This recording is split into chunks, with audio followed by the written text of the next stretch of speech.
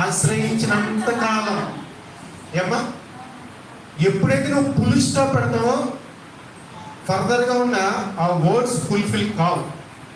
ఆశ్రయించినంత కాలము దేవుడు అతనిని వర్ధిల్ల చేశాడు. ఎప్పుడైతే ఈ యొక్క రాజు దేవుని యొక్క ప్రవక్త చెప్పిన దానిని బట్టి చక్కగా నడుచుకున్నాడు, దేవుణ్ణి ఆశ్రయించాడు, ఆ రాజు ఎలా ఉన్నాడట? వర్ధిల్ల, చాలా ఆశీర్వదించబడ్డాడట. ఆ రాజు ఎంతగానో దీవించబడ్డాడట.